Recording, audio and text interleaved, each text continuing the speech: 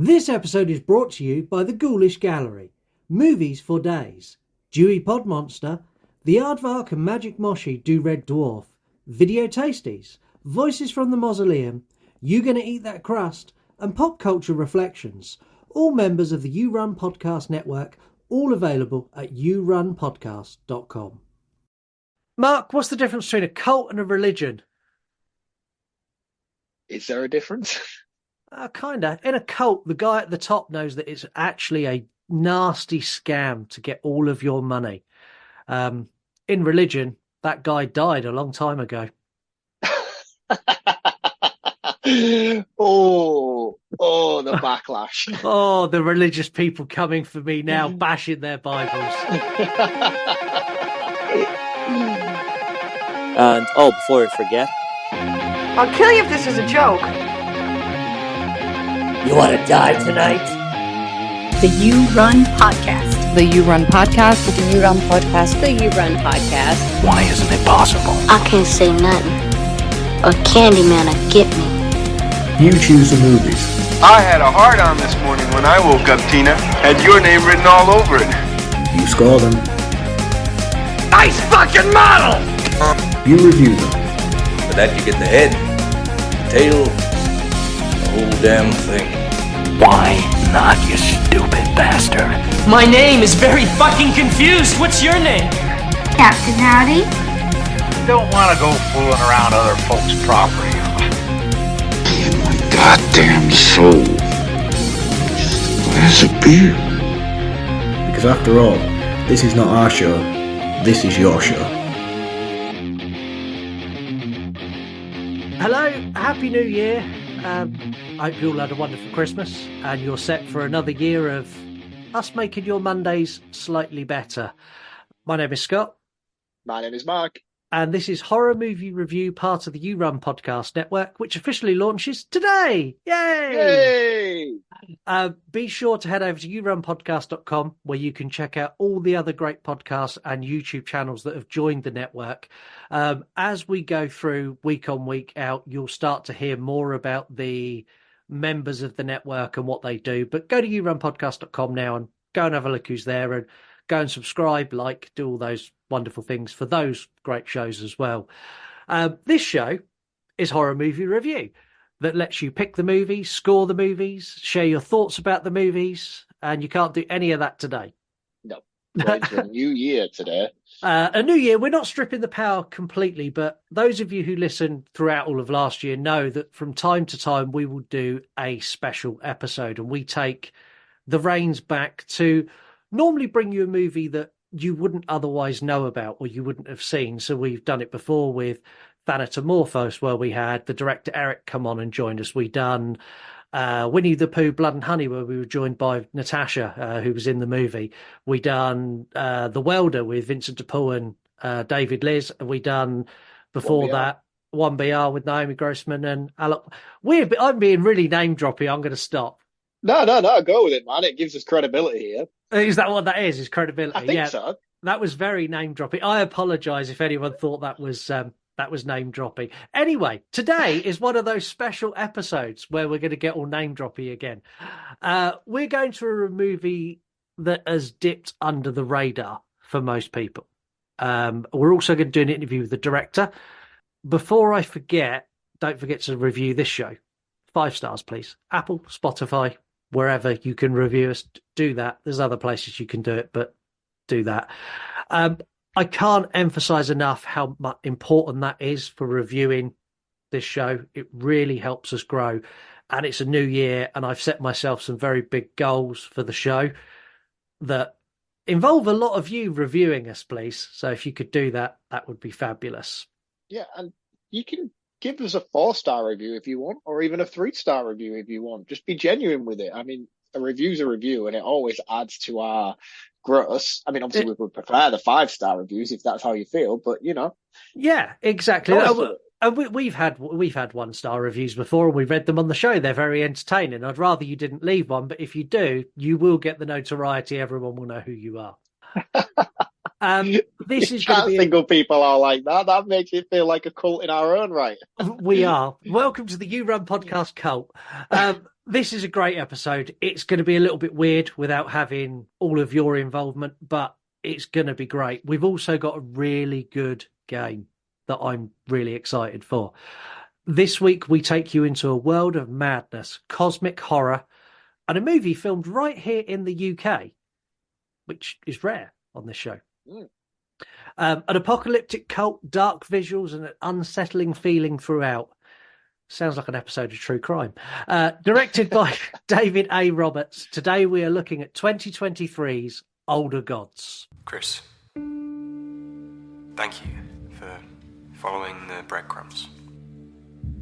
I knew you'd be the one to find them. Now, listen to my voice. My breathing is steady. I sound fully conscious. I'm not what you all think I am.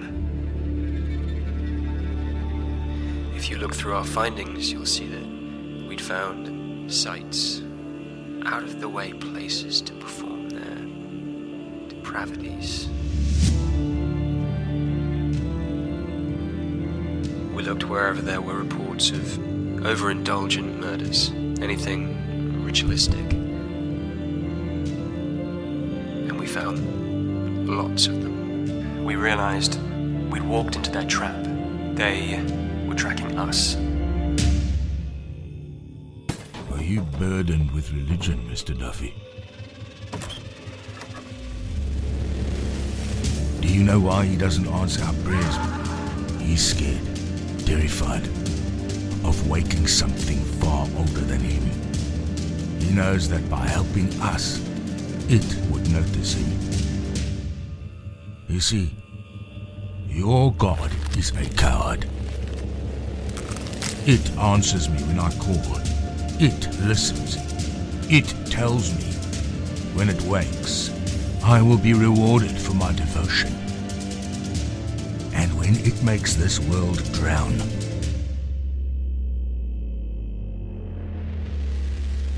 I won't offer my hand to save any of you.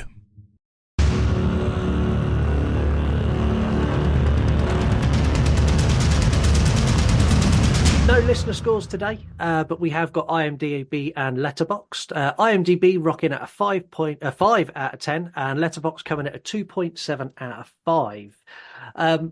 Brief synopsis for this. After Chris's friend disappears, he travels to the UK and a remote house in the Welsh countryside.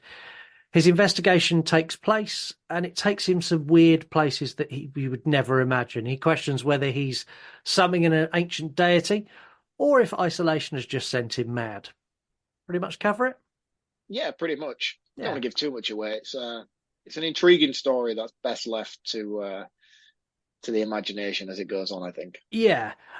We are a spoiler-heavy show, and I promised a new spoiler warning. Heather did not disappoint. Here it is. Okay, I'm going to explain this shit to you like you're 5. Get your eyes checked. Read the damn episode title. I don't want to hear any bitching, any complaining about how, there's spoilers. No, read it. If you've not seen it, do not listen. Can we just get her to do one of those every week? Just a new one every week. A new one every week. No, because Heather would get really annoyed with doing it and reach a point where like, fucking read the title. Exactly. It'd be perfect. We're going to get into this movie. We open on a fire and weird cult members watching it as sort of the opening credits roll.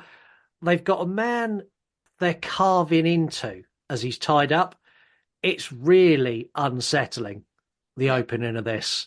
It really made me go, oh, I don't know if I like this. And the thing is, as well, it's a good precedence to start on because it lures you in to kind of know what's lurking in the background of this movie. Because I want to just make this very clear for people who do tune into this straight away. It is quite a slow build to start, and there's nothing wrong with that. Do you know what I mean? I'm not criticizing slow build movies. Some of my favorite films of all time are slow build movies, but this is one of those type of movies for at least the first, maybe half of the second act before things start to kick into gear. But this opening credit sequence alone just lets you know that presence is always lingering, and I think that's a perfect way to start your movie when you're pacing it the way you are like this. Yeah, I agree. This is a good way that I know that's there, but then it's almost like it then it shows you what you're going to get before they give it to you, and then they build into it slowly. And this is a movie that actually develops characters, which I liked. Yeah, we don't get them very often. No, we've watched so many movies where they just go, "There's your cast of characters, let's start killing them," and it was refreshing to have one where it's like, oh, okay, this is a character. Oh, and he has friends and he has family and he has a backstory and actually has his own problems that he's dealing with on his own. And I like that.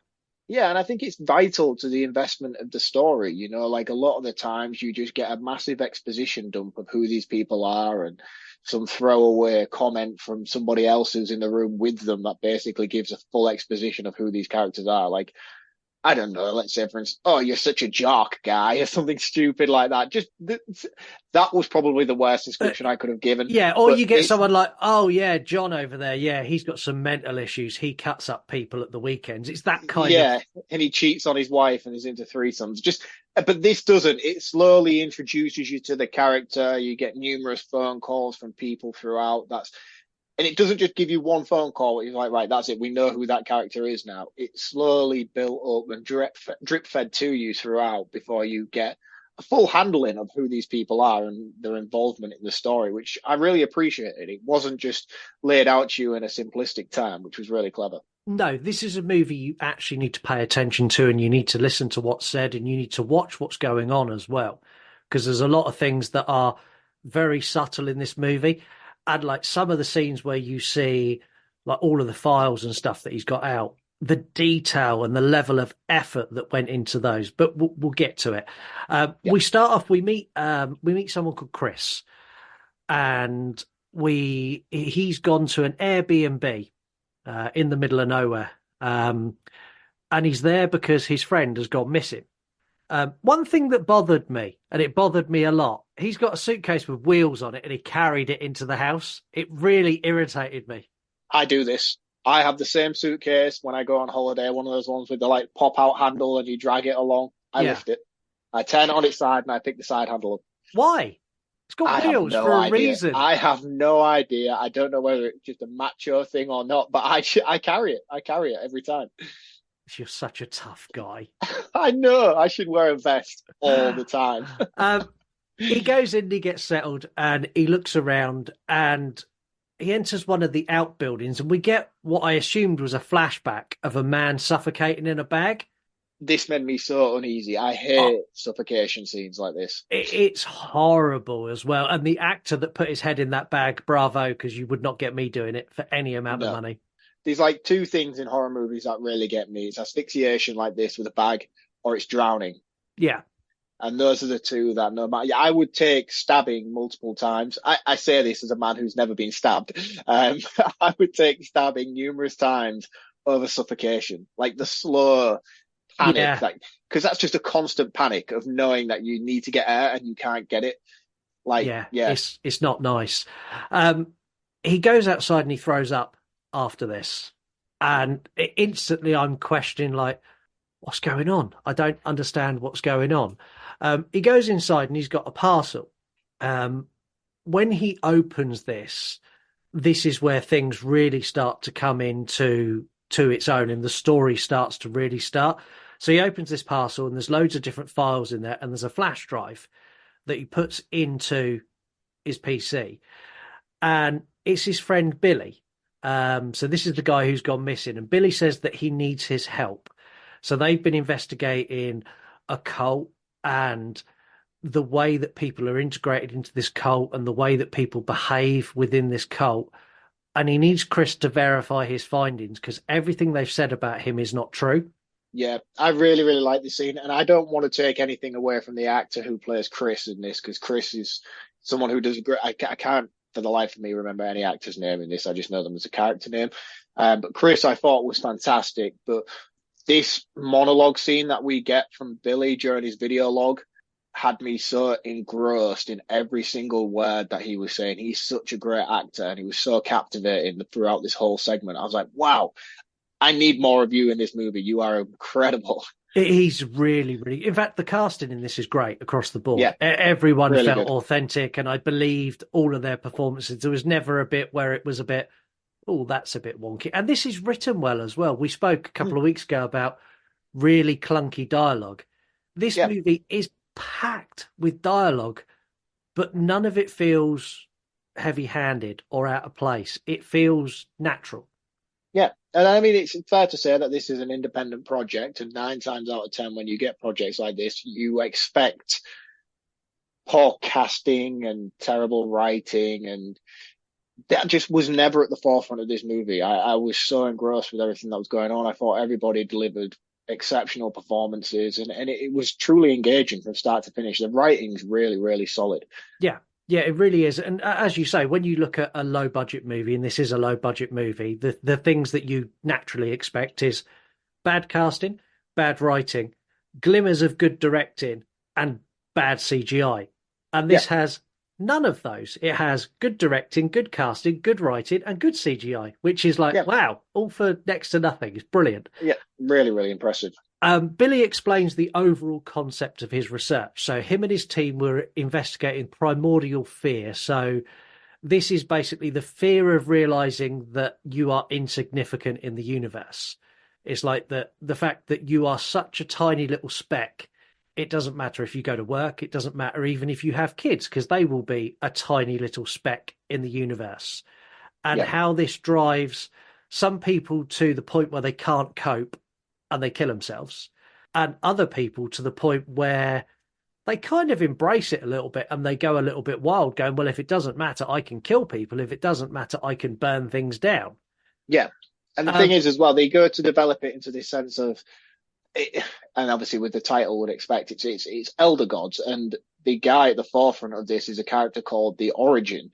And the Origin is basically, it explains it in a way, to simplify it, is that we as humans are essences of the Origin's dreams. Yeah. And the Origin is in a constant state of paralysis and constant sleep. And the curiosity comes from what happens if the Origin wakes up. Do we all cease to exist? Yeah. Or do we then become part of his world?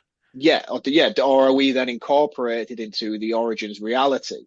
And for me, I love stuff like this. I love Lovecraftian horror. I love Matrix, this whole Matrix idea of we're living in a false reality.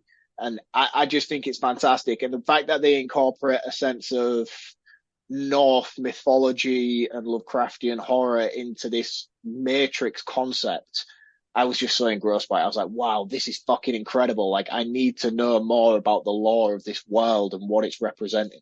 And I done exactly the same. I was fully like, as soon as it got to this bit, I was like, okay, now you've really hooked me. I need to know everything. And he pulls out all these files, the artwork in these files of like the hand-drawn sketches of the monsters and the ramblings of like a madman effectively, and they're all sprawled out and there's crime scene. The level of detail is outstanding.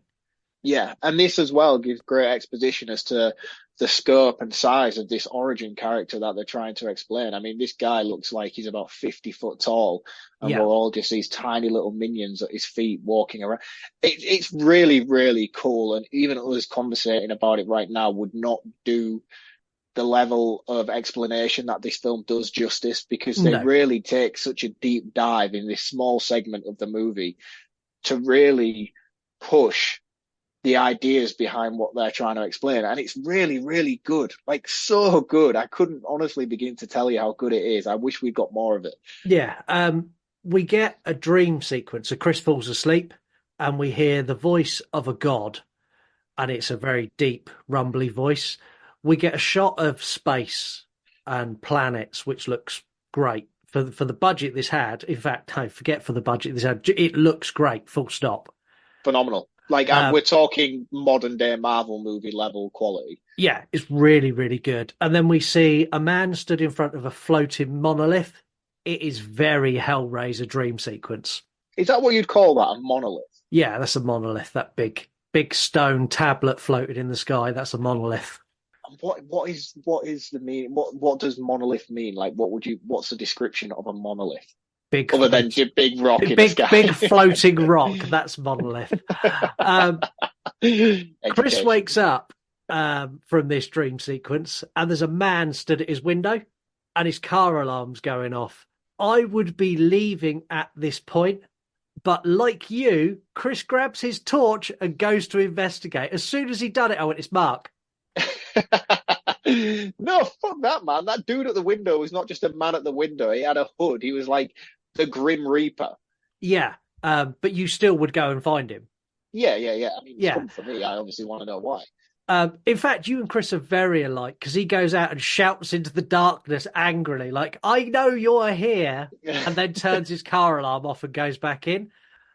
We see a call from Karen, and he doesn't answer, and he goes back to sleep. And everything is normal then. He gets up the next day, and I love the fact that, like, this weird shit happened the night before. He didn't just get up like nothing happened. He got up and looked out the window, and then he's gone, well, I suppose that's how you scare the shit out of yourself. It is, though. Like, he actually went to bed. Like, after seeing this experience, I don't know if I could go to sleep, I'll be honest. No. He just, like, tucks up into bed as if to say, oh, well, that's enough excitement for one night. Yeah, we'll call it a night. This movie's split into 4 chapters. So the first chapter is The Guilt That Drowns, which you've just done. Second chapter is The Rabbit Hole, which we're going to do now. We see a man walking through the forest in a high-vis vest, and you can hear letting the light open the door being whispered. We then cut back to Chris, and he calls Billy's mum. When I first started watching it, I got the impression they were brothers, and I like the fact that when he speaks to Billy's mum, they weren't, but they were just that close that naturally come across. He basically asked Billy's mum if she knew what was going on, and Billy's mum didn't really know a lot. She's like, he became obsessed with an area of Wales after he went out to Bosnia. The landlord found him in the outhouse where he'd committed suicide, basically. I thought this was the thing that Billy wanted to prove he didn't do, but it's not, because Billy got accused of lots of other... Basically, Billy got accused of murders all across Europe with his team. Yeah, so he basically became the headhunted guy for the actions of this cult phenomenon that everybody seems to be chasing. All these deaths that become apparent, Billy then became sort of pushed to the front of enemy number one by the police and everybody involved, and he was the one who was then going to take the rap for it all. Yeah, so Billy's explaining, like, we see a lot of Billy in this through the clips that he's left for Chris, and he's talking about how they went and investigated across Europe, and they were trying to pin down this cult. And basically they were finding these killers, and these killers all had symbols that matched the god. And it's basically they were trying to open doorways to let him in. Yeah. And while they were investigating these cults, all of a sudden the killing stopped, and they started making their way home. And every time they went to a town, there'd be a killing in that town. And of course, the police then are going, well, that investigation team were in this town and there's a murder. Now they're in that town and there's a murder, and they become like prime suspects for the killings. Yeah. I really like the fact that they built an entire backstory for Billy as well, and didn't just leave it as us to work it out. Billy explains what he's been through. And when you see Chris watching him explain it, you can see Chris is like, yeah, he's very skeptical. And and obviously all of the family and everybody involved, they're all like, look, Billy lost his way, became ill. And even when he's having the conversation with Billy's mother on the phone, and he's like, if he'd have just called, if he'd have just reached out to me, I'd have been there for him. I know we haven't spoken in a while. And she's like, look, it's not your fault. Billy had his issues and he was on his own path. Don't feel the guilt. You were a good friend to him. Yeah. They do a good way of trying to balance that whole dynamic very well, I thought. What did you think of the hanging tree? So in the investigation, Chris goes out to some of the locations. He finds a tree where people were lynched from. Yeah. And we get birds falling from the sky and hitting the deck. I thought that was really like, oh, shit. Yeah, and I thought that was excellent. And the thing is, as well, they do such a good job prior to the actual scene of showing it in those notes earlier on, that when you finally reach the tree, it's almost identical to the artwork drawn in the scrapbooks at the beginning. So as soon as you see it, you're like, oh shit, you shouldn't necessarily be here. And then you hear a thud. Yeah. And it's almost like a crow drops, and then another thud, and then another thud. And then he just walks out into this field just of mass birds just falling down to the death. I was like, fuck, that is not cool. No, really not cool. And Chris, yeah, he does. He runs back to the cottage. And I don't blame him, because I'd have gone back to the cottage, I'd have got in my car and I'd have been gone. But when he looks out the window, there's a man watching him in robes. Yes. And he calls the police. Good choices. Yeah. I think this is a bit beyond the police, I'll be honest. Yeah, I do. What did you think of the policeman? The policeman was. I've got it. I've got it in my notes for this. This is a typical UK cop, absolutely incapable of giving any help. But if you actually get attacked, call us back. Yeah, and it's like, the only reason we got here so quick is because I was in the area. Had I not been in the area, we probably wouldn't have been here for a couple of days. I'm like, oh, that is so true. Yeah, it is exactly that. And then Chris starts getting a funny feeling, but he's like, can I see your ID, not just your uniform? I loved it when he did this. I was like, that is proper logic. Not just movie logic, but proper logic, where you're like, excuse me, officer, can I actually see your proper ID and not just your uniform? And the police. I thought the cop was going to show him it. I thought he was going to be like, yeah, sure, because he's obliged to do that. If you're a proper police officer, you should show, if requested by the member of the public to show your ID, you have to present it. Yeah, he's just like, not up in the hills. He went, nah, have a nice evening, sir, and just left. And just walked up. I was like, ooh, you're immediately suspicious. Which, the thing is, though, if you were there in a cottage all on your own and the policeman refused to show his ID, said, have a nice evening, and walked out into the night, you'd be like, oh, the level of nerves would be through the roof, and it really gets that across. Like, you can tell Chris is like on edge all the time. Yeah, really good job at building that. We're going to part 3, which is Revelations. We see a girl walking through the woods this time, again whispering, open the door, let in the light. And Billy's voice kind of fills the air. You're not seeing Billy, but it's almost like a voiceover, but he's talking through the monitor. Yeah. And this is where he tells you all about the murders and the fact they were driven back to the UK. The authorities thinking that Billy and his team were doing the killing. Yeah, and one thing as well I want to say is, while you say like, oh, you're hearing this voice of Billy through the monitor over the air, it's not. It's almost like Chris is trying to sort of have enough now. He's done. He wants out. But the intruder in the hood, albeit the guy in the high vis, they're interfering with the house. They're breaking in, and they're purposefully turning on the video logs. Yeah, to provide Chris with more exposition. It's not like he's just hearing these things randomly. They have a purpose within the plot. You know, it's not just thrown in there as a, oh, you need to know this information. They do a really good job of actually delivering it with purpose to the plot. So these guys are breaking in and they're forcing him to digest this information from Billy. And I think that's really, really clever to do that. Yeah, I do. I mean, Billy basically says that he took refuge in this cottage because it was in the arse end of nowhere. It was somewhere they used to go as kids on holiday, and he thought it would be a good place to hide out. But Billy found them doing a ritual in the forest. And this is where we get flashes of the beginning again. So we see that we've sort of flashed to that scene we saw at the very, very start. And that was the scene that Billy saw in the forest, was that man being cut open. The thing that you get now, though, is you get a little bit of extra exposition because the guy who's being cut to ribbons was actually enjoying it and welcoming it. This was weird. Very. There are people who like it. There are sadists who love pain. Yeah, I've never, I don't want to dive too deeply into it right now, but it's not ever been anything I've enjoyed. You do not strike me as an S&M type of guy.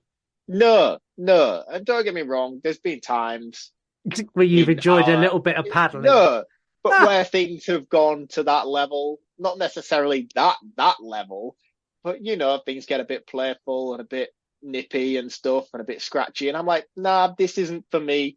That actually hurts and it's kind of killing the mood. Can you just stop that, please? Yeah. Okay. You and me are not the same. Oh, dude, you are a weirdo. I knew you loved it. I know. I am. Confession. Yes, I like whips and chains.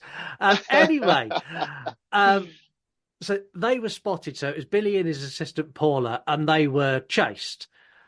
She showed up months later in a hospital, completely mental and covered in scars. And they kept following Billy. And I like it that they show you the guy who's following Billy is the same guy who's now bothering Chris. Yeah. We get another dream sequence. And again, we now see that it's Chris at the bottom of this floating monolith and his eyes have rolled back in his head white. Again, CGI is top level studio quality across the movie. Like a lot of times with projects like this, you do find that pulls you out of it a lot. But if anything, it only enhances this movie further. I thought they'd done a fantastic job of this. Yeah, it does. If you go onto YouTube, go onto Wagyu Movies or Wagyu Films, and you can see before and after shots of the CGI. So where Chris is stood in front of the monolith, he's really not. You'll hear about it when I talk with the director later. I went back and watched those YouTube videos and they're really impressive. And if you do take the time to watch this film, I would strongly recommend going and watching that YouTube behind the scenes footage and studio development stuff, because it's really interesting and it makes you have a bigger appreciation for what they've achieved here with this film. Yeah. He wakes up and he hears someone upstairs and he goes to investigate and he finds a man in the hall upstairs who's curled in a ball with a plastic bag over his head. And I was like, oh, this is the worst. And then he wakes up again. And I was like, oh, so it's a dream. Then he had another dream. It's like a dream within a dream, which was cool.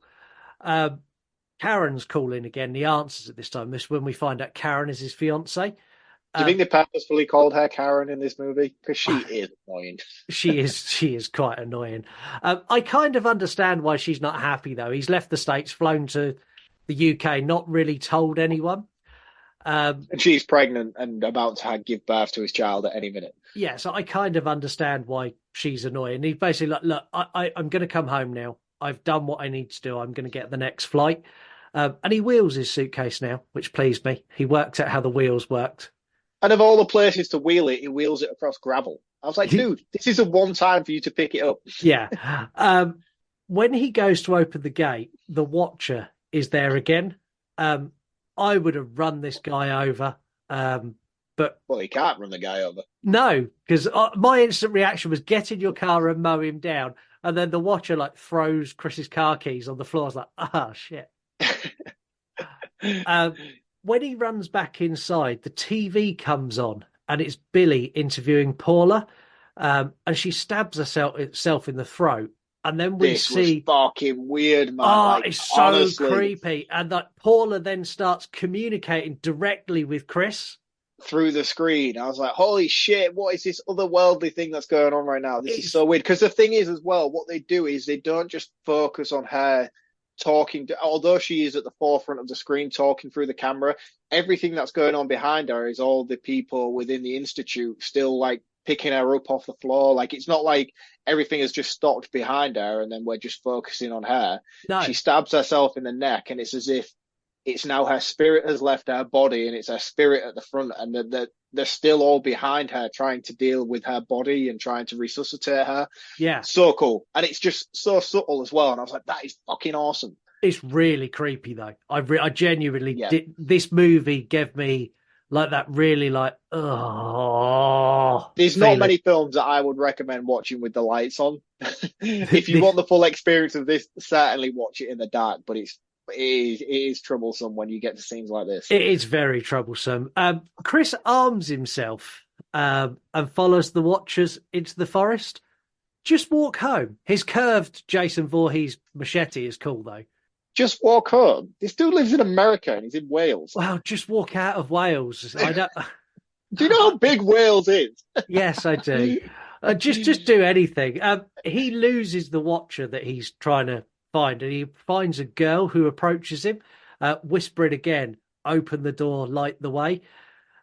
We get a creepy, deep voice from, I don't know if it's a god, I don't know if it's inside, outside. It's just this like overtone of a voice, and it's pressuring Chris to kill the woman. Yeah, this is almost like a god level consciousness.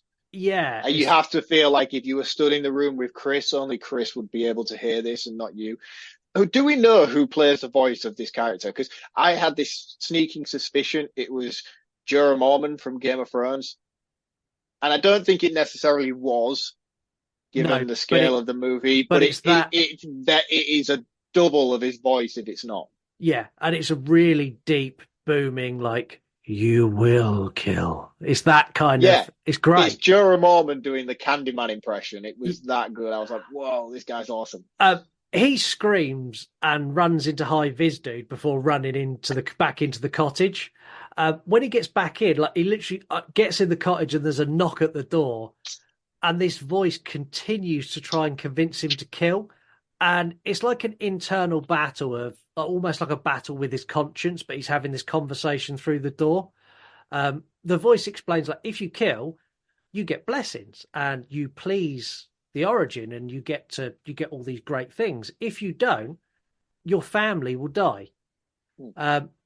This scene is very long, and honestly, it adds such a different perspective on Billy as the voice tries to convince Chris that Billy was one of them. Yeah. And I love the fact that Chris is so confident in his friend. Chris is like, fuck you guys. Billy wasn't one of you. No. Like, I'm not buying it. This is where we hear a crash upstairs, and Chris goes to investigate. I don't know why he hasn't learnt yet not to go and investigate. Every time he's gone to investigate something, it's not gone well. And it's his High Vis guy is upstairs. Chris, I couldn't work out if Chris took him down with the cord or if Chris used the cord to, like, just trap him and, like, knock him down with the door. It was kind of it's a really fast scene. It is a really fast scene, and we spoke about it, and I thought my perception of it was that the guy in the High Vis was trying to break through the door, and it was a pull door, so you have to pull it towards you to open it. So the guy with the High Vis is trying to pull it towards himself to open the door. So Chris, being the Kevin McAllister that he is, he ties a cord around the door and he pulls it exceptionally tight. The guy's giving it all his might to pull the door open, and eventually Chris lets go when there's enough tension. The door flings open and knocks him out. And I thought he ran past him, but you seem to believe that he then I think killed him? I don't think he killed him, but I think he choked him until he passed out. Right. I just assumed in that moment he got knocked out by the door and he ran down towards the bottom of the stairs, at which point the voice comes back to him again. Yeah, and the voice comes in now basically saying, the other option you can choose is defiance, and this will anger the god, and vengeance will be shown on you and everyone you know. And Chris goes out into the woods. Honestly, this is just you scenario all over. Just runs off into the woods. Yep. It's incredibly tense. And we're about to go into part 4, which is the final act. And you now need to go and watch this movie because we are not going to spoil the ending. No, I think that's a good place to call it a day, because that leaves enough suspense for you to then go and warrant your viewing of this film. What I'm going to say is the 4th part of this movie, the final 2 or 3 acts of this movie, are mind-bogglingly good and leave you with such a sense of not knowing. It leaves you in such a... After I watched this, I went and sat down and sort of sat there, and it's one of those movies that I just replayed part of it in my head, and I'm trying to work out how that ties to that. And then I watched it again, and when I watched it a second time, I had a different take from it. It's very, very good at giving you that mental workout. I mean, it plays by the Lovecraftian formula very, very well, in my opinion, and the ending itself does stick true to that tradition of leaving you with more, not necessarily more questions than answers, but in a position for you to make your own mind create up. Your own decisions on how you perceive the ending. And I think that's a very good way to finalize a story like this. Yeah, for me. I do as well. We're going to have the interview with the director very shortly, but before that, we're going to take a quick break. Hey everyone, after this episode, why don't you head over to yourunpodcast.com and check out our network member, You're Gonna Eat That Crust. Join Ryan, Greg and Seamus as they bring you a comedy podcast about life, movies, pop culture and anything else that pops into their head. With a back catalogue of over 60 episodes, this show has more than enough for even a large podcast binge. So head over to yourunpodcast.com and check them out now. So there's no 3-word reviews this week. So instead, me and Mark are going to give it a go. I'm going to go with dark, unsettling, creepy. Dark, settling, and creepy. I like that. That's nice. I'm going to go with. I kind of wish I had a little bit more prep for this. Probably would have helped if I told you we were doing this. But hey. Yeah, that would have been nice if you'd have just been like, "Oh, by the way, there's no 3-word reviews this week, so we're going to do them." Right off the cuff, I'm going to go with haunting, Lovecraftian. I'll edit the pause down. It's fine. I kind of hoping you would go to. Yeah. I want to do it justice. What do you think? Haunting, Lovecraftian. Why am I finding this so hard? I don't know. Pick a word, any word.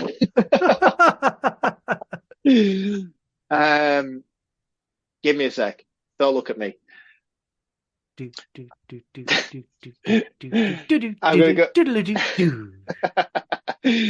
I'm going to go with haunting British Lovecraft. Fabulous. I promised a game, and we will play a game. But first, I want to share my interview with director of Older Gods, the incredible David A. Roberts. I want to say a huge thank you to David because he was so forthcoming about everything in this movie. He didn't hold any of his opinions back, didn't hold any information back. Honestly, such a great guy. So here's the interview. Hi, David. Welcome to the show. Thanks for having me. How are you doing? Yeah, really, really good. Your movie caught me really off guard. Okay. We get sent a lot of screeners throughout the year, and some of them are good, some of them not so much. Right. The visuals in your movie absolutely blew me away. But awesome. That's not where I'm going to start. Okay. I'm going to start with the end credits of your movie, the very end of your end credits. Uh-huh. Someone hurt themselves on set. Do you want to talk us through that? Because it was all their fault, apparently. The 4 producers, there's 2 Cornishmen, there's 1 Welshman, which is me, and there's 1 Scouser from Liverpool. But we did say 1 Scouser did, but it was his fault. Yeah. All that was, he was standing in to get in a quick shot of, in the flashback, when Billy's having a fight with this guy from the out of this cult with a mask on. Yeah. So Keith, the producer, decided, I'll do that. That'll be fun. Well, because somebody else didn't turn up for some reason. And he actually banged the back, as they were kind of wrestling, he really badly banged the back of his head. So we had to stop for a bit.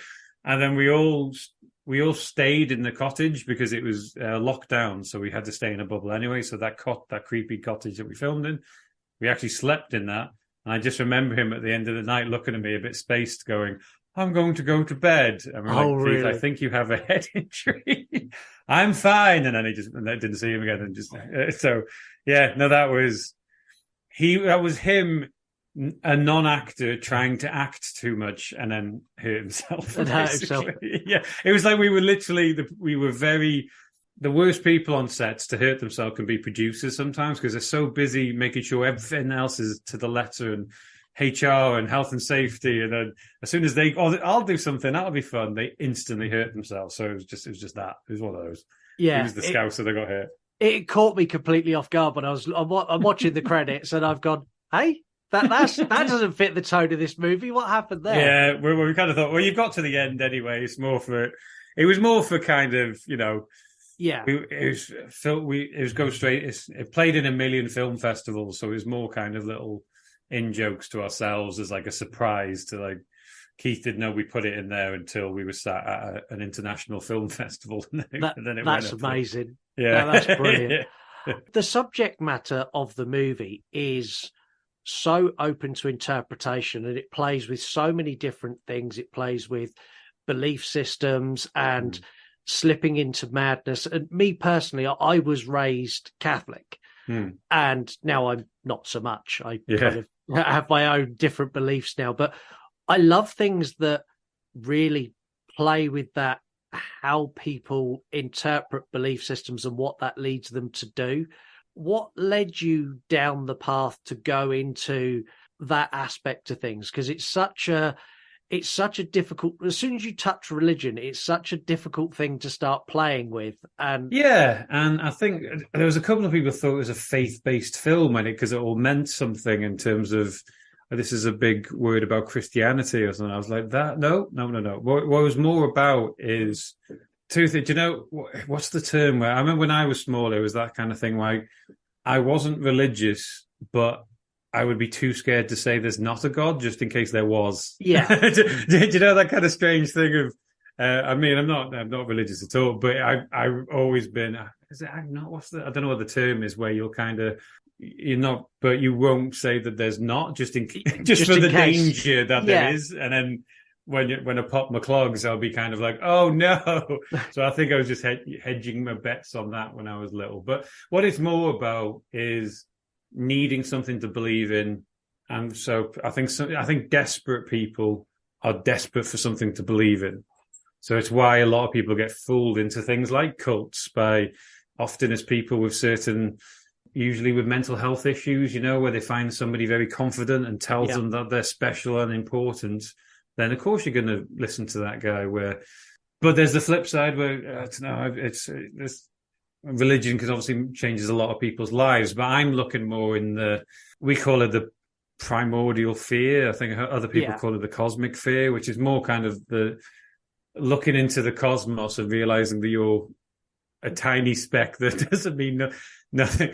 So for some very vulnerable people, that can be a terrifying it's a terrifying thought anyway, if you really think about it and you dwell on it. Yeah, and your film really hammers home there's a bit really early on where it's Billy that's explaining that you are just a speck, and you are like everything you do, whether going to work or paying your bills, all of that in the grand scheme of things means absolutely nothing. And from that point on, you really start going, well, actually, no, it doesn't. It doesn't make a blind bit of difference to any. And it's a really dark place that you could quite easily tumble into. The concept of people falling into it, I found very believable.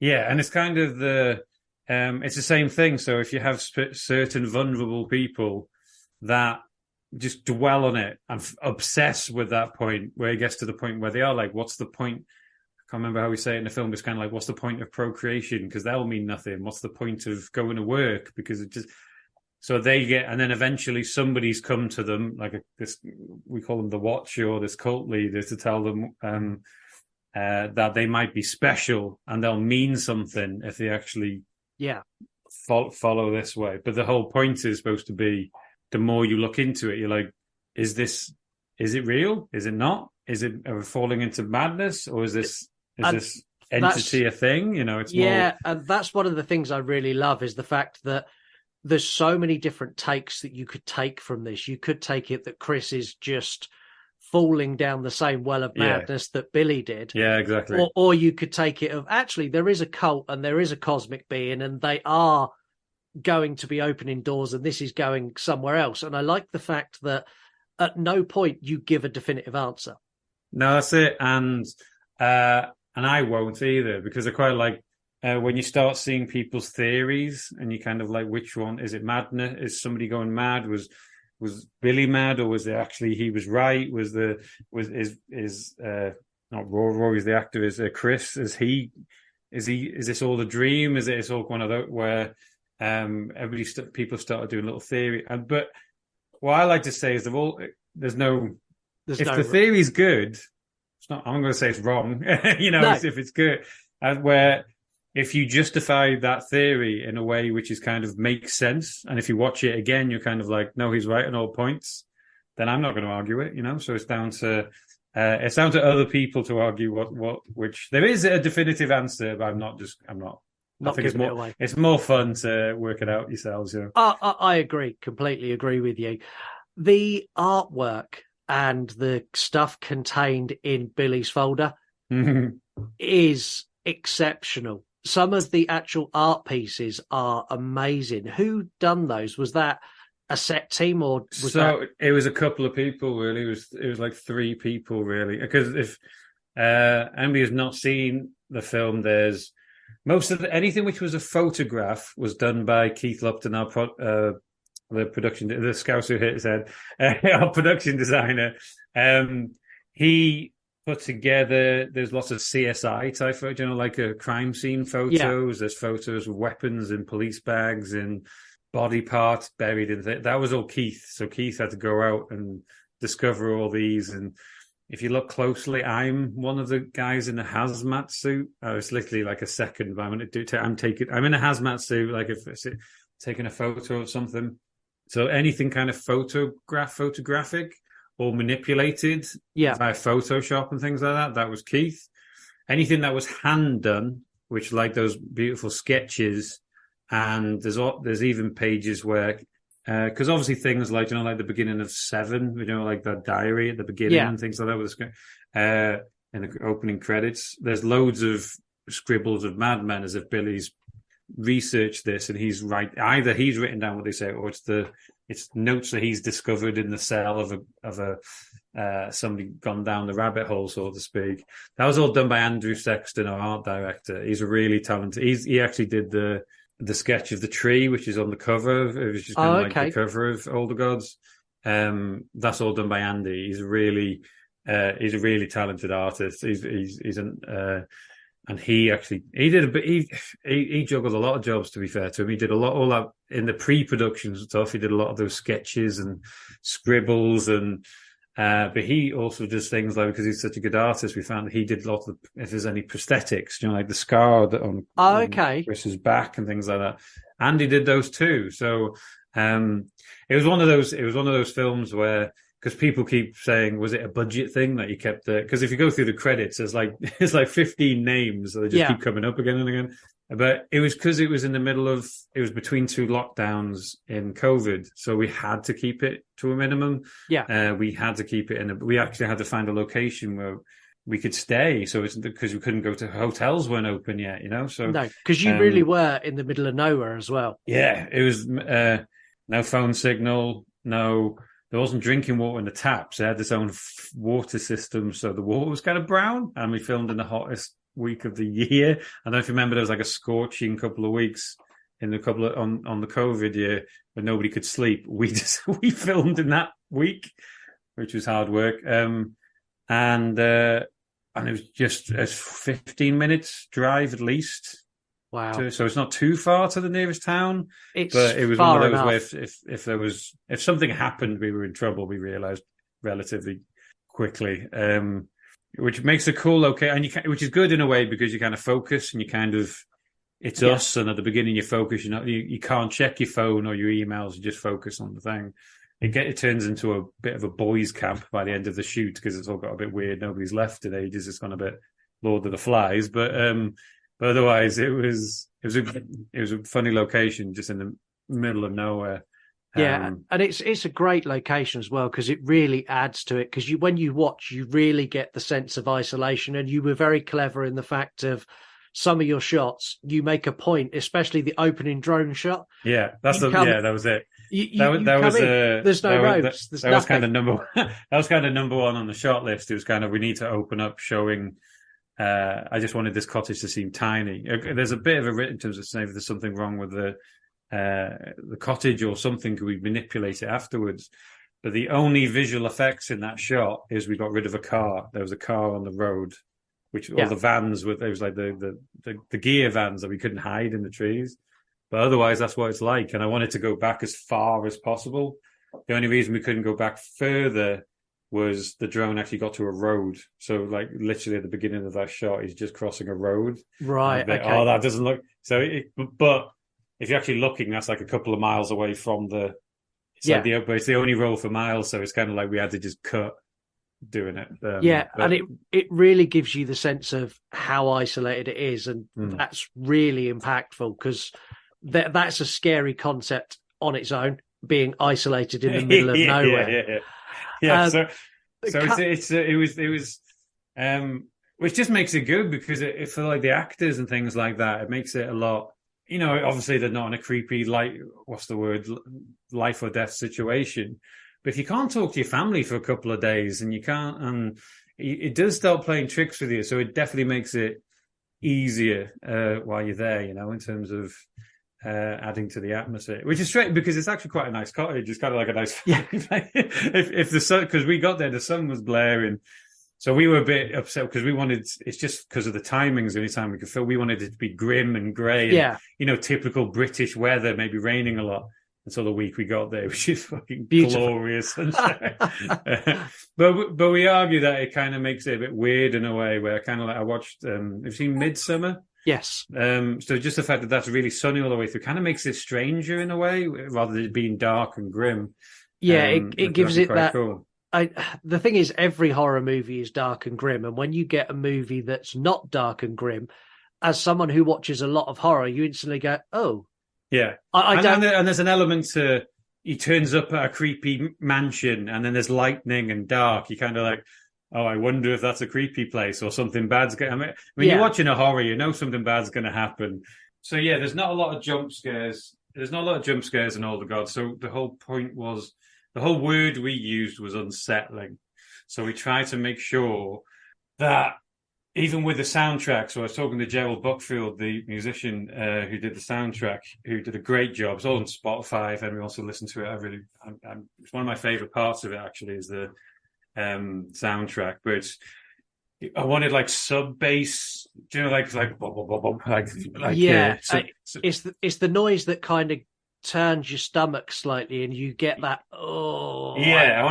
I don't like this feeling, and yeah, and that was it. So it's not like a soundtrack. It's got some strings later on and some like uplifting parts and all that. But mostly what we wanted was the sense of, do you know, you got a headache and you got kind of the throb in your head, or your heart, or when your heart starts beating a bit stronger.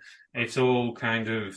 And it all kind of builds as well, because you've got this, because not a lot is happening to Chris for the vast majority of the movie. There's always this, I know something's going to happen.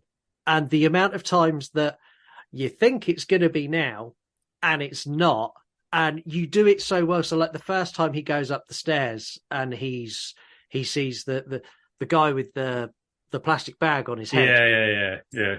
And then he wakes up. You've already woken him up once, and now he wakes up again. You're like, oh, okay. You're at ease, and then straight away the door goes. You're like, oh no, and it's it's really good. The old double dream trick. It's the end of the day. It was a time of film which wasn't going to be fast paced. We tried to make it a little faster paced towards the end, obviously, as it starts kind of kicking off a little bit more. But still, all the time you're supposed to be assuming something's going to happen, and then strangely don't let it happen, which might be disappointing to a certain viewer. But the whole thing is, I'm more scared of, in a strange way, once a thing comes out of the dark, I can deal with it. You know, I can run away, or I can try and put up a fight, or I can do something. But we say it all the time on the show. The thing that is scariest is what you can't see. It's what could possibly be in the darkness is scarier than what is actually there. Whatever's in your mind is scarier than the actual reality of it. And 100%. I remember somebody else said recently because it's in the cosmic horror, you know, obviously people say Lovecraftian and things, but the cosmic horror genre is, you know, instead of people have the fear of monsters or the fear of this, that, and the other, but cosmic horror is the fear of the unknown, which I think to me was just always scares the crap out of me, just not knowing what's in the dark. You know, it's the... Do you know, if you're the scaredy cat that thinks something's under the bed, but you're too scared to look because you know if you look, something will be there. Yeah. You know, but you don't know if something's there.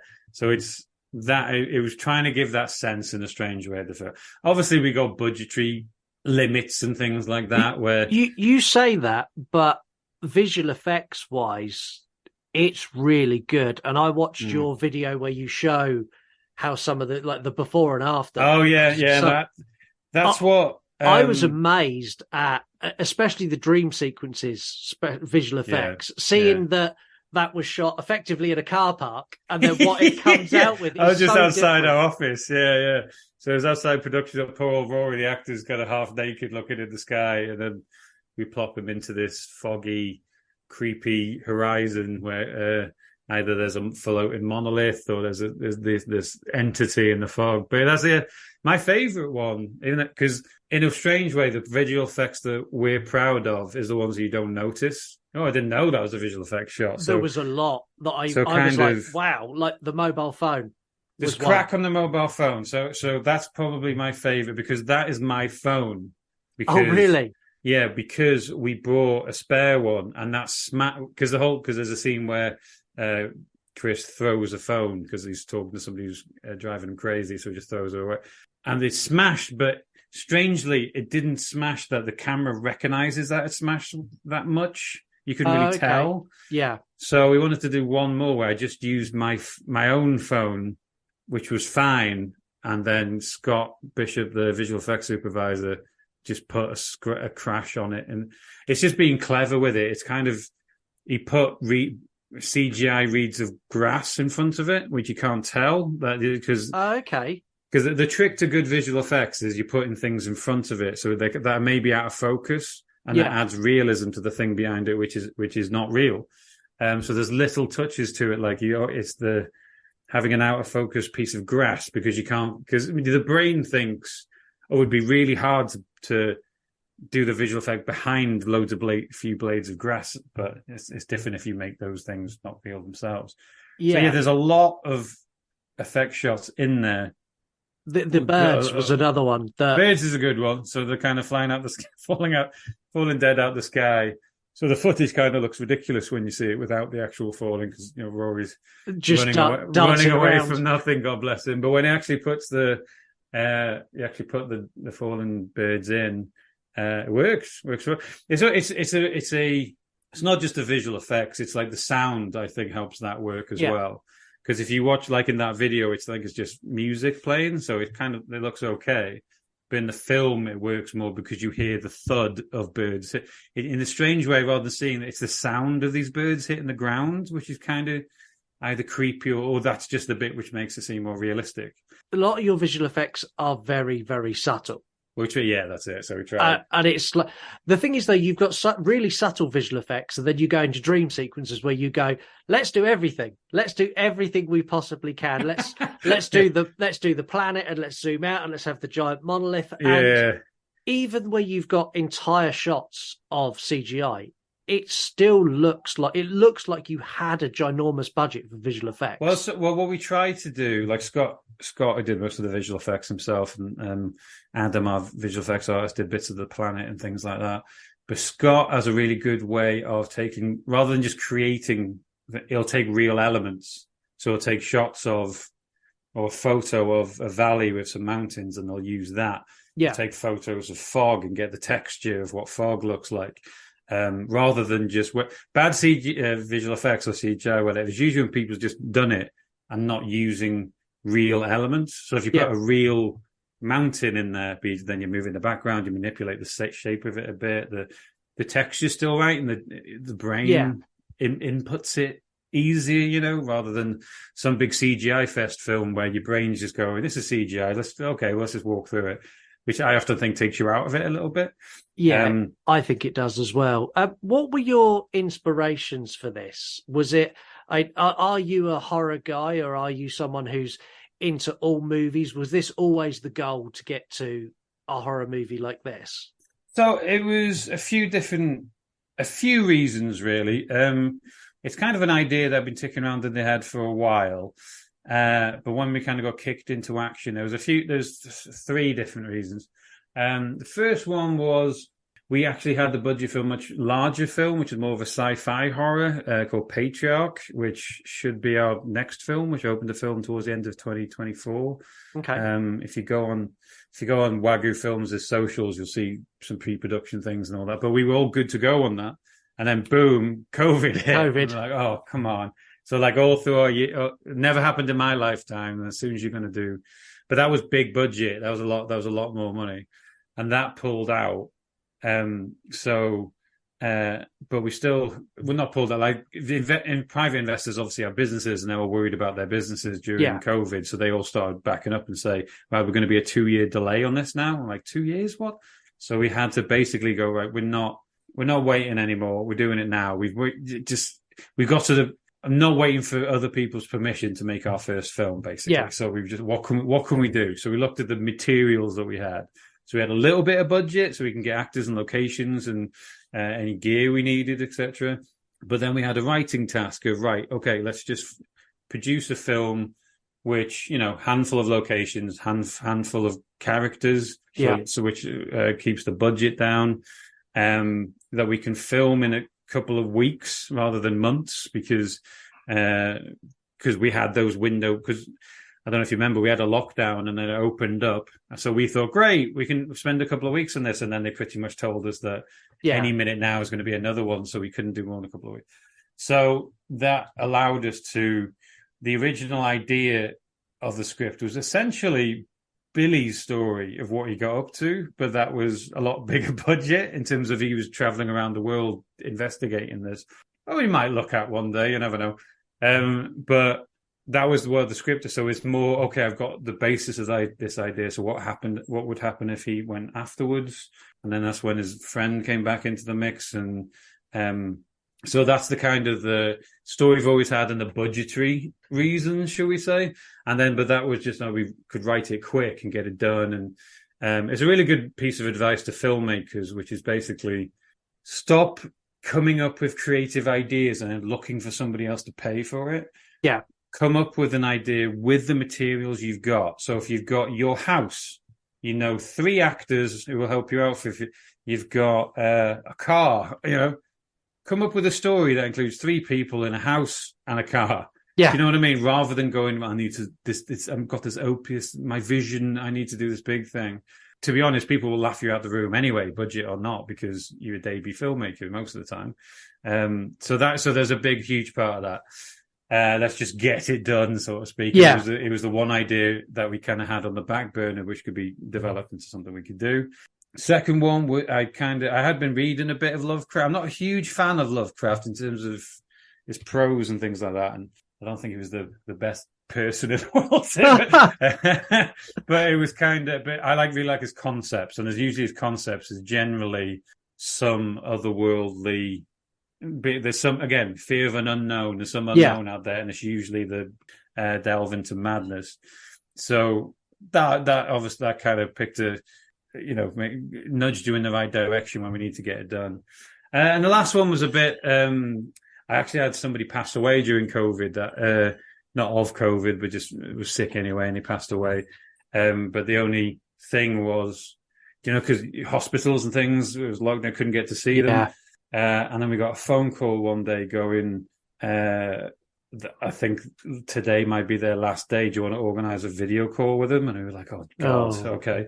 But then this reason said that we couldn't do it. Oh, we'll do it tomorrow instead.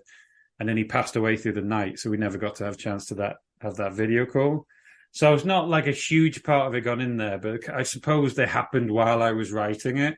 Yeah. So I think what bled into, to bring the tone down a bit, what bled into there was the thought of kind of what would you have said. So you can kind of see, if you look at it, it's kind of Chris's Older Gods, very much a film about guilt, about not being there when you could have helped somebody who needed your help type thing. Yeah. And there wasn't much of that with my friend. It was just more, you have this weird self-guilt, or survivor guilt or something. I don't know what it's called. But, in terms of like, what could I have done? What could I have said?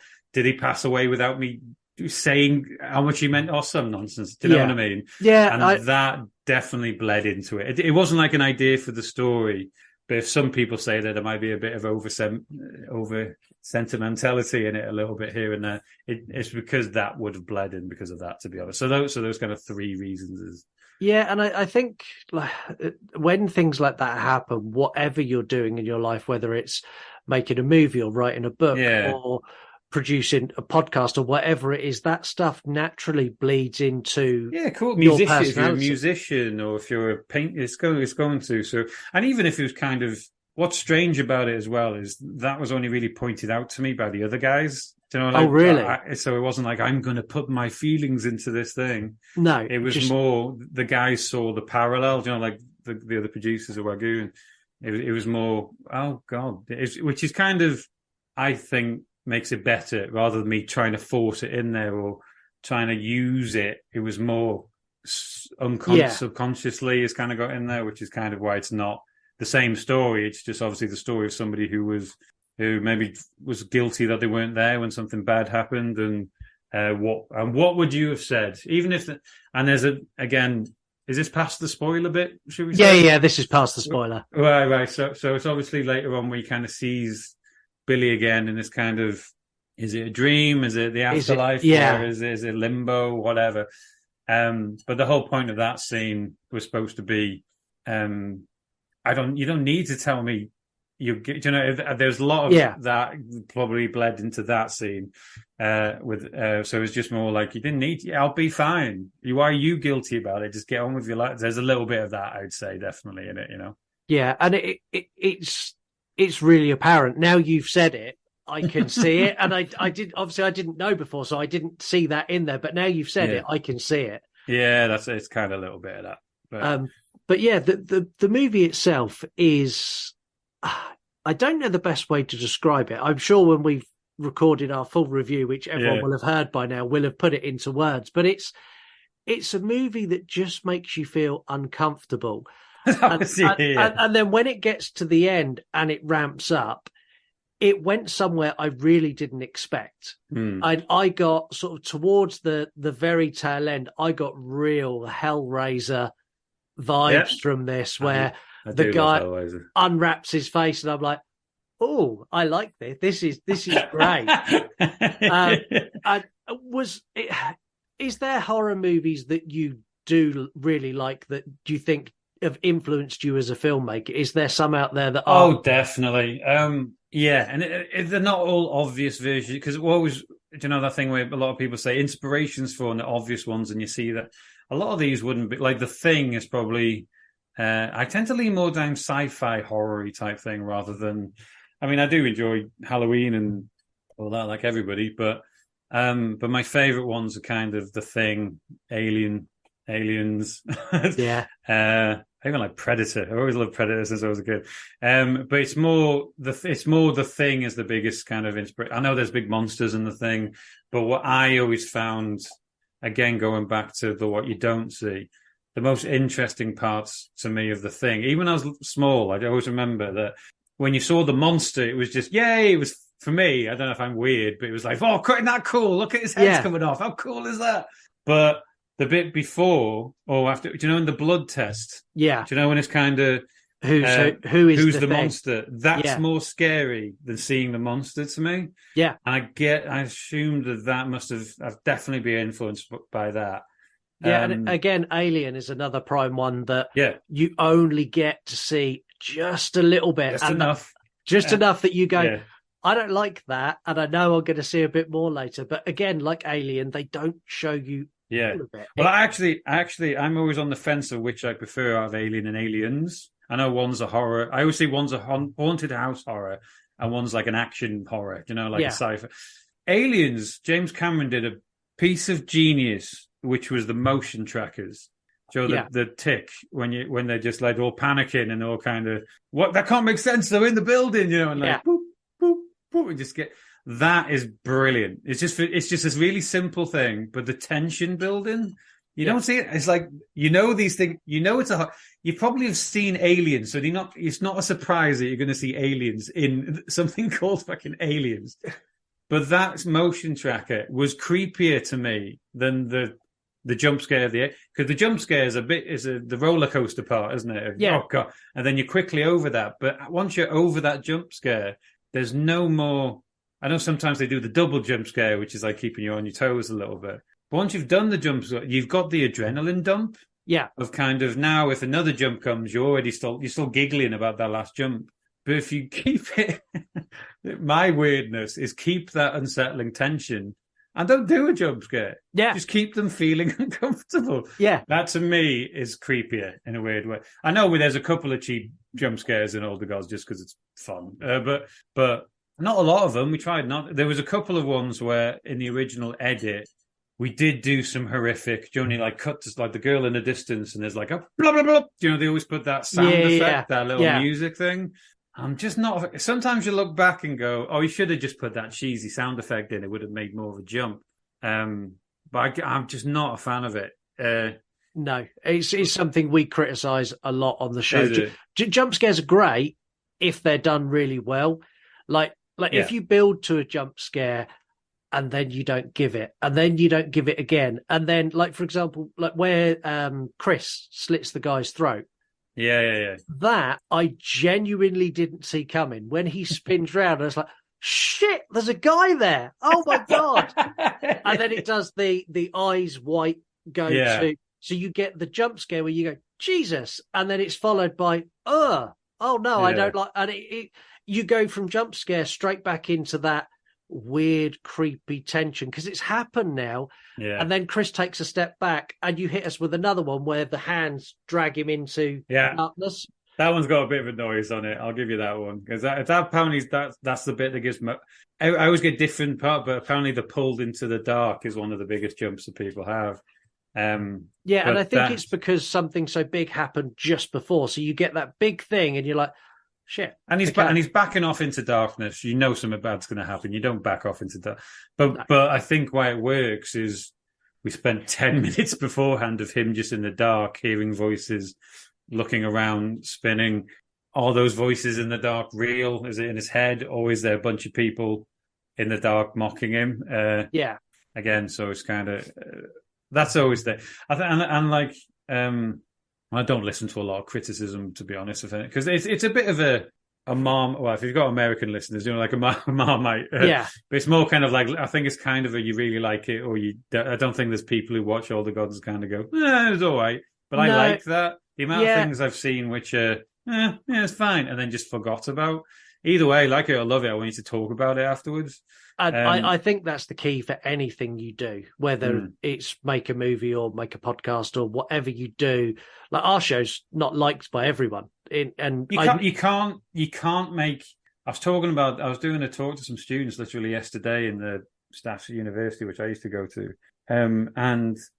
If you try and make this is why so many blockbuster films are terrible, because they're trying to make everybody happy. Yeah. The more you try to make everybody happy, the more bland your thing is. Yeah. It's more kind of like when you get something brilliant, like say when like Get Out came out, you mainly wanted it to aim it towards, African Americans that haven't had the horror representation of it. And if anybody else likes it, great. But it wasn't for everybody. It just happened to be because he concentrated on a focus audience and it was really good. That kind of brings on everybody for the ride because they want to hear about it and they want to, but as soon as you so we were very much targeting people who it's more for dark psychological horror. It's a bit of a slow burn. So it's not, we always say it's the opposite of things like Insidious and those type of quiet. We always call them quiet, bang, quiet, bang, quiet, bang. Yeah. Like somebody walk around the house quiet and then a baby monitor goes off. It's always like it's loud noise make you jump. Let's go quiet. So if you do jump, it's something to jump about. do you know what I mean? Not having a go at those. It's just more that. Oh no, feel free. We bashed that. We bashed Insidious and Conjuring on the show. So don't feel bad. Well, it's more. There's a formula to it, should we say, that type of film. But there's people who fucking love that stuff. There's people who love people who you got the slasher fans, because you might have a lot of people go, there's not a big body count in this horror. It's not horror, but you get other people who want. Somebody said I made a drama with horror elements in it, which I was like, okay. But at the end of the day, all we wanted you to do was think of the set unsettling. Want you to think about something as you're doing it. Like, is it the primordial fear? Does that make you think? Hopefully there's an emotional bit in there which might make you think, and might make you think in terms of. We also tried to avoid which is hard when you're in one location.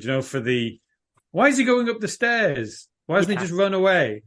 So we tried to make it so that's why we put the car alarm scene early in the film, which is basically because there's something outside. Yeah. And he knows there's something outside. So every time anything happens in the house, you don't just run outside because you know there's danger there too. You actually kind of weirdly safe it.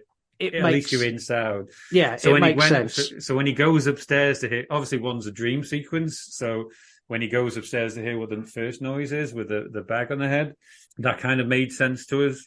And the second time when actually somebody is in the house upstairs where he kind of goes up and the door starts open, he's got the option of go outside where they all are or try and find a hiding place upstairs. We were thinking of get the jump on him. So if he goes upstairs before that guy's out the room, he's not stuck between. So it is little things like that we're probably thinking too much about. But what always bothered me was just run out the door, but we tried to give a reason why you couldn't do that pretty quickly. And I think you've done that as well, because at no point did I go, why is he not going outside? Because I know why he's not going outside. I want you to know, I know why he's not going outside, and that's why he's talking to the watcher through the door and things like that. Yeah. Again, is there elements of is somebody there or not? But people often say, "What you do get somebody? Why are you not showing the guy's face? I need to see the guy." But that's the point. Is kind of you don't see it because is he there or not? Is there a guy, or is it just guilt playing the guilt? Or you always try to lean towards maybe there is, and then you get to a point where you're like, "Oh, there's not. Oh, he's going mad. Oh no, it is a real thing. Oh no, he's going mad." I done that a lot, trying to give a sense of that all the way through. I done it so much. I'm like, oh, okay, no, he is just mental. And actually, no, there's quite a lot of people there now. I actually like if you see a bad review where somebody at the end of it is just frustrated that, like, why didn't I get an answer out of it? I was like, well, that was the point. So I actually don't mind. I don't mind those reviews. Yeah. Do you know the thing is, we say it on the show, people who have bad things to say, 9 times out of 10 draw more people to you than people who have good things. Yeah, you want to get some clicks. Yeah. Yeah. If someone says this is the worst thing in the world and it's made me so angry, the amount of people that go, I need to see what's made you so angry. It's just our inherent nature to find out what it is. I'd rather a passionate community of fans that like it compared to everybody who thought it was all right. Yeah. Do you know what I mean? Which sounds strange, but I think it's actually like when I was at a film festival and people want to talk, you get, not everybody from the audience comes to talk, so it's just that you get this group who just kind of get it. Yeah. And it might be a you get it or you don't type film maybe. But it's really great. It's just, it's funny because we have people in the office, like somebody who obsess about anybody says anything bad online. Yeah. And it's because it's kind of 50-50. But the trick is kind of find your favorite film. Say if it's The Godfather, go on IMDb and look at the 1-star reviews. Yeah. And it's like, this is overrated. The acting's terrible. And I'm not saying our film's The Godfather, but when you just instantly go, oh, there's just crazy people out there. That's fine. Yeah, we've done it. We've run a feature on the show for the last year. Whenever we get sort of 10 out of 10, like blockbuster, big movie, we do a feature where we'll pick a couple of 1-star reviews and read them. We done it. I think we done it for Jaws. And someone was like, "Oh, he gives Jaws." I bet it's something like, "Oh, the shark looked rubber," or something exactly like that. Some of that nonsense. Yeah, it's just like that's and it's always it's. Do you think there's anybody? And there's nobody. Like the innovative, creative, successful person, which is online shouting about how rubber a shark looks. No, I'm going to get a load of shit now online. I've said that. Here we go. No, it's fine. We'll add it to all the shit we get. It's fine. Where can everyone go and watch your movie? That's the most important thing. That's why we're here. So it's all about any good VODs, pretty much. So we always nudge people towards Amazon. If you're Amazon Prime, if you're in the UK, it's on Amazon Prime. If you're in the US and Canada and all that, it's still rental. But it's only rent for like $3 or something. You can also watch it on Apple TV. You can watch it on Tubi. We have got DVD and Blu-ray coming out in January because I know a lot of horror fans. We've been weirdly surprised by how everybody wants the physical version because physical media is a thing. There's loads behind me in the corner. Yeah. I've still got loads. I always keep them for. Usually, I still get them if they've got a good director's audio commentary. Yeah. Or I've weirdly learned loads more from filmmaking from director's commentary than I did from film school. Which would have saved me a lot of student debt if I would have learned that earlier. But the making ofs and things like that, I really miss that stuff. The fact that they don't, I know you occasionally can buy something and does it come with a bonus features, but it's not the same. No, it's not. And that was one of the things I appreciated when I went on your YouTube is there is interviews with you. There is interviews with the cast. There is how you've done some of your special effects. And that's all the stuff that I used to go and buy DVDs to get that stuff to see how they made it. we're genuinely trying to, because you talk to your distributors and they're like, I get it. I'm not sure. Okay, we're not, because there's no superstars in it. We're not sure how anybody would be interested in that stuff. And you're kind of like, no, that's not the point. It's either real film fans that actually want to know the inside and outs, and it makes you appreciate the film a lot. It's weirdly sometimes when they've learned how tricky it was for All the Gods to be made, people appreciate it a lot more, do you know, in terms of people like, how much did this cost? That was it, but it's just like, oh wow, it was a tiny budget made by a handful of people in a couple of weeks. Oh, okay. It kind of makes you appreciate it more. But also there's a huge part of it where we're genuinely trying to inspire people to give it a go themselves. It's not easy to do. It's probably the filmmaker's the hardest thing. But everybody, you've got something in your pocket which has got an amazing camera on it now. Yeah. Or worse comes to the worst, made a found footage thing. You just need again, going back to the idea of, instead of coming up with this big space epic with the fact that it's you're going to have to get some other guy to give you 50 million to make it. It's more, what materials do you have to make a film? It's just like you can have one person in one place, stick in some film festivals, send it to some, and you never know. So there's a little bit of that for what we're doing as well. We just do that kind of thing where you wish somebody gave you the answers type thing. We're trying to give people a head start. I completely agree. Look, this comes out in January, but 20th of December, my movie's just come out, gone straight to YouTube. It was something I always wanted to do, so I went out and shot a movie. I sat and wrote it and messed around with it, and I'd never done it before. I'd done it all on my own with a couple of people to help me, and but you've done it. You'll get everybody's working on their screenplay, and then just never fucking does it. Years from now, they'll be lying on their bed wondering what can do. But what you can do, even if hopefully you're proud of it, but if it's something that is kind of you can, for the rest of your life, you can say you did it. Well, how many people that moan about how terrible films are, or I'm going to do this, I'm just getting everything right first. They're the procrastinators. They never get anything done. The fact that you've done it, you put you in the 1%. 99% of people, even 99% of people who say they want to make a film, never do, which is a shame for some because of the situation they're in. But for others, it's procrastination or not believing in themselves or something. And I say it to anyone, whether you want to make a film, whether you want to write a book, whether you want to write poetry, be a musician, have a podcast, whatever it is, don't make excuses. Literally just do it. Just start and learn as you go along, because you will make mistakes, things will go wrong, but the more you do it, you get better. I've always said you learn by failing. You never you learn nothing by either doing nothing or just succeeding at the stuff you're good at anyway. So it's do some short before. Okay, if you're not sure about doing a feature film, or just do a short film. Get the gist of it. You've got more visual effects and you're learning, and you got to do the visual effects yourself or something. Just go out there.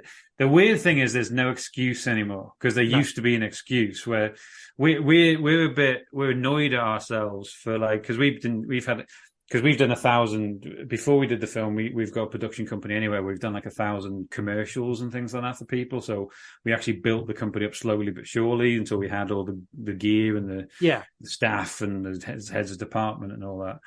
And I'm really pissed off at ourselves for not doing it so much earlier, because we had all the gear, but we were always at the mind, because people always used to tell you that your gear is not good enough. Yeah. So 10 years ago, maybe our cameras weren't, but why didn't we do a found footage film? Do you know, Blair Witch had come out 20 years before we started a company. Do you know? So that's the one regret with our career, that we just so that's what I'm trying to get that across to anybody now. There's no excuse to. You can get free editing. So there's something called Resolve. You can get some free editing software. You can use your phone. Most phones have got really good, annoyingly good cameras when we look at how much we used to spend on cameras. All I would say, if you're going to invest in one thing, invest in sound. Just buy a good microphone, because people will forgive you for shaky cam or not the greatest. But if you've got over the sound, you've got whistle, wind and things like that. That's what people can't forget. So if you're going to, I'll spend some money on a camera, it's no, use your phone, spend some money on good sound, or for good actors, or higher space. Yeah. Do you know what I mean? You don't have to worry about the camera anymore. Just do it. Do it. Yeah. That's our message from both of us. Yeah. Thank you so much for spending the time and taking time out, because just so everyone knows, this was arranged yesterday and we're recording today. This was such a quick spin around, so thank you for. No, I prefer those ones, to be honest. So it's just oh great, so we're both into it. Let's do it. So yeah, thank you very much, and we're No going to go worries. back to the episode now. Great. Well, thanks for having me. No, you're Hope you more enjoy. than welcome. Again, a huge thank you to David for taking the time out and on such short notice. Like, we arranged that like the day before it happened, and he came and just, well, you heard, opened up about absolutely everything. So David, thank you so much. I wanted to play a nice fun game this week. So I come up with a game called God or Dog. That's the kind of thing I play with my toddler. Well, let's see if you're any good at it. So I'm going to give you a name, and all you need to do is tell me if that was a deity or a god, or if it's a dog name. This should be quite simple, I think. I think I'd be quite good at this. I'm into my North mythology and things like that. So that's good, because if it's North mythology based, then I'm all right. Good, none of them are fabulous. Oh, fantastic! First one, Bastet. Bastet. Not Who Bastet. would call their dog Bastet? Bastet. Bastet. Bastet. God. That is a god. It's an Egyptian god. Hades is the god of the underworld. It is the Greek god of the underworld. Juniper. Juniper is a planet, but if I'm using my... No, not Jupiter. Juniper. Juniper. Oh, then okay, we'll edit that little section out there where I just made a complete fool of myself. That's staying in. No, Juniper. Juniper is... Am I going to do the same thing twice and say juniper is a flower? I think it's a berry. Oh, okay. Juniper berry. Then people name their dogs after flowers and berries. Yeah, juniper dog. It is a dog. 3 for 3. This is the best you've ever done on a game, I think. No, come on, man. Give me a little bit of credibility. I'm usually pretty good on games. Zuma. Zuamma. Zuma. Zuma is God. That's a dog. That's a dog's name, believe it or not. You tricked me up there with the whole pronunciation of it. Sheila Nagigs. Sheila, who calls a dog Sheila Nagigs? What are you going with? I don't know. I don't trust you anymore. Sheila Nagigs. Is that like a footballer? No, it's not. I'm going to go God. That is a god. That is a UK goddess, also known as the Hag of Old Breasts. What? A UK goddess? Mm-hmm. Yeah, we got It's quite a few. thing? Yeah, pagan goddess. Beowulf. God. No, it's a dog. Beowulf was a Scandinavian hero, but never a god. I've seen the animated thing with Ray Winston as Beowulf. But he's not a god. He's a hero. Trick question, man. It was a trick question. And the last one is Cora. Cora, God. It's the goddess of spring. Yeah, well done. You done well on that.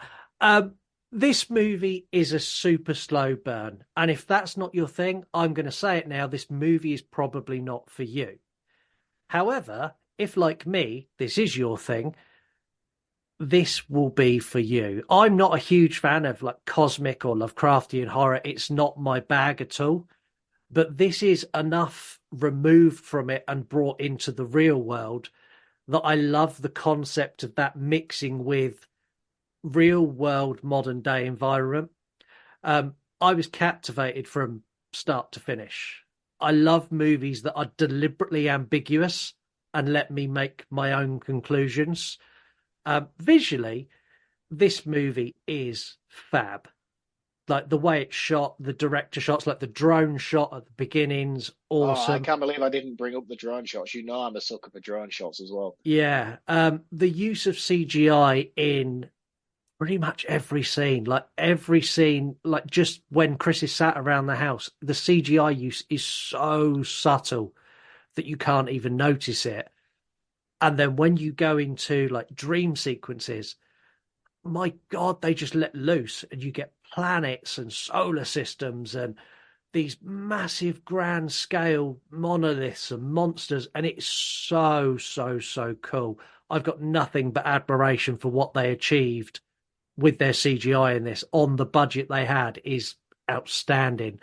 If you like cosmic horror, slow burn and feeling really uncomfortable, this is a movie for you. I now have to score out of 5. Which I was hoping you would remember. Yeah, it doesn't feel right, but I'm going to do it. I feel kind of dirty and need a shower after scoring in this method. I'm going to score this a 4 out of 5. Solid score. Well done. So, unlike Scott, I am a big fan of Lovecraftian and cosmic horror. And to be honest with you, I found this to be exceptionally well done.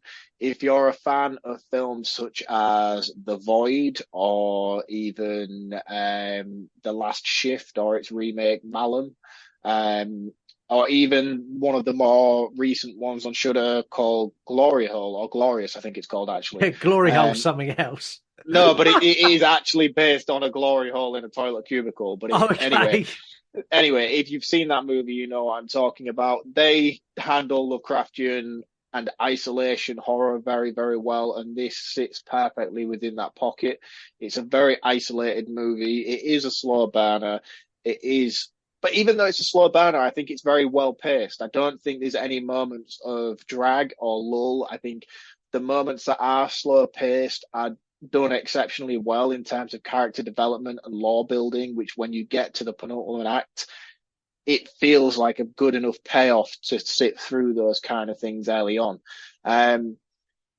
There's some genuine moments of fear and terror throughout, and suspension and tension building that have great payoffs. So it's not like the kind of thing where it builds momentum and then you get a jump scare at the end of it. It all feels worthy of those build-ups, which I was really impressed by. I thought the casting was solid. If I had to nitpick a little bit about the casting, then I would say the person who plays Billy's mother on the phone felt a little bit disingenuous in terms of her conversation. But again, I'm nitpicking in terms of the casting. This is just a woman on the phone. She just didn't come across to me as somebody who had just lost her son.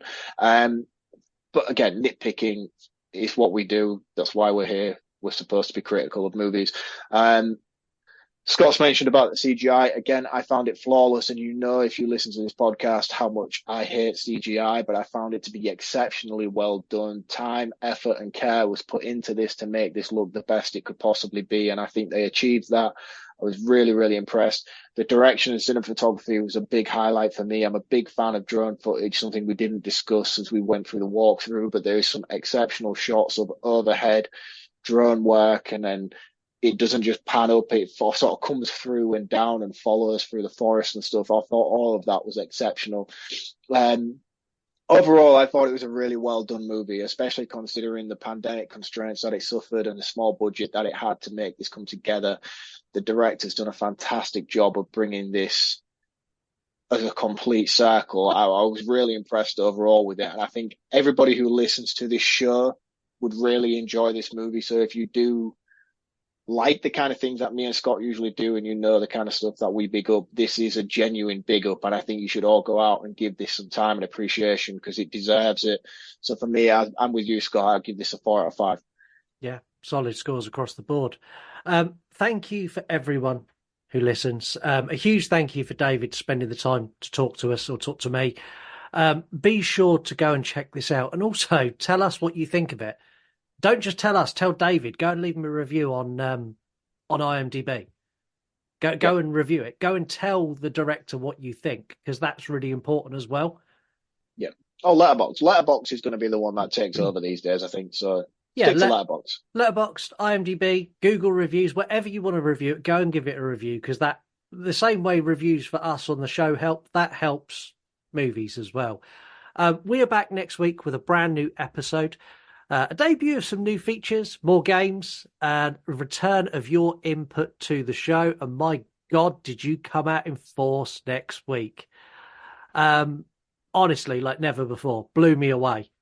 Brilliant. How much, normally I have to sift through, 75, 80 different comments, but it was a chore to go through them all. There were so many.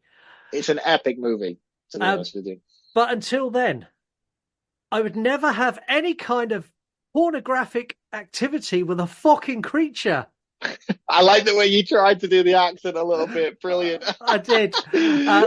We will see you all next... Fucking creature. Fucking creature. We will see you all next week. And, oh, before I forget, I'll kill you if this is a joke. You want to die tonight? The You Run Podcast. The You Run Podcast. The You Run Podcast. The You Run Podcast. Why isn't it possible? I can't say nothing.